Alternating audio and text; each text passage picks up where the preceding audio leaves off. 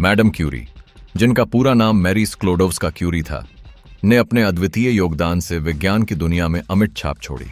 उनका जन्म 7 नवंबर 1867 को पोलैंड में हुआ और वे 2 बार नोबेल पुरस्कार जीतने वाली पहली इंसान बनी। उनके कार्यों ने न केवल रेडियो एक्टिविटी को खोजा, बल्कि उन्होंने विज्ञान में महिलाओं की भूमिका को भी उजागर किया। क्यूरी का सबसे बड़ा योगदान रेडियो एक्टिविटी की खोज था, जिसे उन्होंने अपने पति पियरे क्यूरी के साथ मिलकर किया। इस खोज के दौरान उन्होंने पोलोनियम और रेडियम जैसे नए तत्वों की खोज की।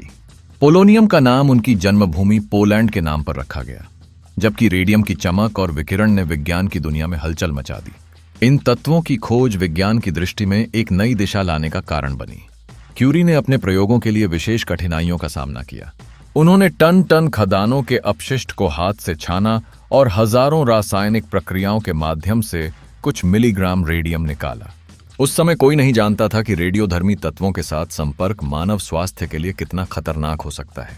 मैडम क्यूरी ने बिना कोई सुरक्षा उपाय अपनाए इन वस्तुओं को छुआ, जिसके परिणाम स्वरूप उन्हें गंभीर स्वास्थ्य समस्याओं का सामना करना पड़ा। उनकी मेहनत का नतीजा कड़क और अविश्वसनीय था, लेकिन यह उनकी जान ले गया। अंततः 1924 में उनकी मौत अप्लास्टिक एनीमिया के कारण हुई, जिस बीमारी का कारण उनकी खुद की खोज के परिणामों में था। आज उनके अनुसंधान और प्रयोग कैंसर की थेरेपी, परमाणु ऊर्जा और मेडिकल इमेजिंग में एक महत्वपूर्ण आधार बने हुए हैं। मैडम क्यूरी की उपलब्धियां हम सभी के लिए एक प्रेरणा हैं।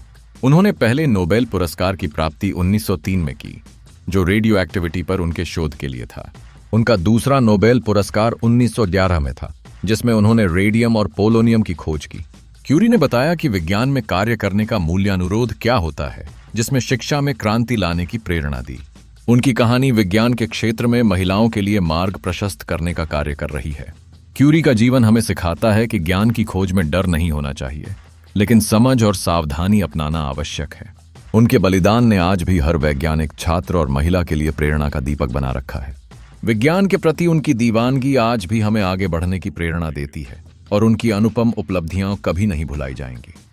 मेडिकल फील्ड में रेडियो एक्टिविटी, इलाज की Nai Roshni, cancer treatment, radiotherapy, रेडियोधर्मी तत्व जैसे कोबाल्ट 60, इरिडियम 1T2, रेडियम 226 का इस्तेमाल। ये कैंसर सेल्स को मारते हैं, लेकिन आसपास की स्वस्थ कोशिकाओं को बचाया जाता है। लाखों लोगों की जान हर साल इससे बचती है। Diagnostic test, PET SPECT scan, शरीर में रेडियोधर्मी ट्रेसर इंजेक्ट करके शरीर के अंगों की अंदरूनी स्थिति को लाइव देखा जाता है। बीमारियों का जल्दी पता चलता है, जैसे थायराइड डिसऑर्डर, दिल की बीमारी, ब्रेन ट्यूमर। 2. ऊर्जा का शक्तिशाली स्रोत, न्यूक्लियर एनर्जी, परमाणु ऊर्जा संयंत्र, न्यूक्लियर पावर प्लांट्स। यूरेनियम 235 और प्लूटोनियम 239 जैसे तत्व रेडियोधर्मी विखंडन, फिशन से बड़ी मात्रा में ऊर्जा छोड़ते हैं। ये ऊर्जा बिजली उत्पादन में इस्तेमाल होती है। फायदे: बहुत कम मात्रा में ईंधन से बहुत ज्यादा ऊर्जा, ग्रीन हाउस गैसें न के बराबर, क्लाइमेट फ्रेंडली। भारत में भी कई नाभिकीय संयंत्र हैं, कुंडनकुलम, तारापुर, काकरापार, रावतभाटा आदि। 3. खाद्य सुरक्षा, रेडियोधर्मी विकिरण से फूड स्टरलाइजेशन, रेडिएशन से खाद्य पदार्थों के कीटाणु मारे जाते हैं। बिना रसायन के भोजन लंबे समय तक सुरक्षित रहता है। भारत में एस्पाइस नामक प्रणाली से मेचेडिया, सुनिंदमत समाथे